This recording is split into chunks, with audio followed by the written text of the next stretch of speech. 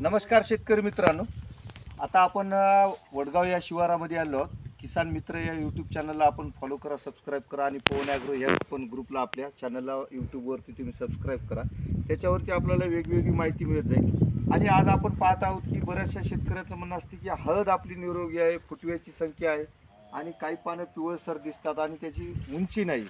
ही आपली सगळ्यांची मेजर समस्या आहे. आणि याच्यामध्ये काय होते की आपण अन्नद्रव्य व्यवस्थापन करतो, कधी कधी अति पाऊस होण्यामुळे पावसामुळे पण आपले खतं वाहन होऊन दुसरीकडे त्याचा जो प्रादुर्भाव आहे ती ताकद आपल्याला मिळत नाही. आणि याच्यामध्ये काय अन्नद्रव्याची कमतरता आहे किंवा कुठल्या गोष्टीची कमतरता आहे हेही पाहणं महत्त्वाचं आहे. आता आपण ही शेतकरी मित्रांना दाखवा. फुटव्याची संख्या आता याच्यामध्ये चांगल्या जोमाने वाढत आहे. जी का आता हे नेमके कोंब निघत आहे. आता हे कोंब निघालेले हे फुटवे असतात आपले.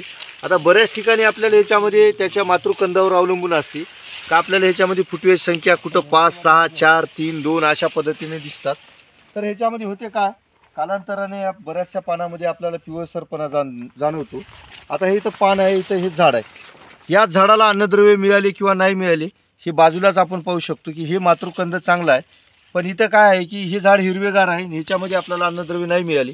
ह्याच्यामध्ये काय द्यायचे की आपल्याला खतामध्ये आपल्याला 9-24 ही खताची मात्रा वापरायची किंवा 10-26-26 किंवा आपण बऱ्याचशा प्रमाणात आपलं फेवरेट खतं आपलं DAP मध्ये नत्र स्फुरद मिळते.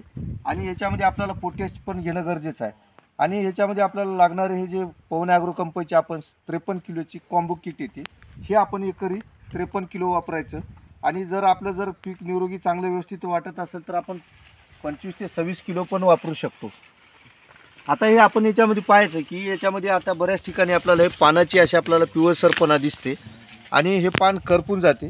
अशा अवस्थेमध्ये आपल्याला याला फवारणी पण घ्यायची आहे. फवारणीमध्ये आपल्याला ह्याच्यामध्ये क्लिअर किंवा स्पॉट आउट आणि याच्यासोबतच आपल्याला कंट्रोल हे कीटकनाशक आणि अन्नद्रव्य याच्यामध्ये आपल्याला कॉम्बो मिक्स ही आपल्याला फवारणी करायची आहे. आणि मित्रांनो, आता आपण पाहू शकतो की बऱ्याचशा झाडामध्ये आपल्याला पोंग्यामध्ये आळी लागलेली किंवा आपल्याला कुठं कुठं ह्याच्यामध्ये पानाचा जो करपा किंवा असा जो तांबूसपणा दिसतो. आता हा याच्यासाठी पण आपण नियोजन घेणं महत्त्वाचं आहे. आता ह्यासाठी आपल्याला जे लागणाऱ्या गोष्टी आहेत हे आपण वेळोवेळी जर केल्या, ड्रिचिंगच्या माध्यमातून किंवा खताच्या माध्यमातून हे जर अन्नद्रव्य सप्लाय दिली तर हे आपलं होणारं नुकसान टाळत असतं आणि आपल्या उत्पन्नामध्ये याची वाढ होते. आणि उत्पन्न जर चांगलं येत असेल तर ते निरोगी पण असणं गरजेचं आहे. कंदाला जर सड वगैरे लागत असेल, कंदकूच कुठं दिसत असेल तर ह्याच्यासाठी आपण एकरी कार्गोशील हे 1 लिटर या प्रमाणात वापरायचं. जर जास्त प्रमाणात दिसत असेल तर 2 लिटर वापरायचं.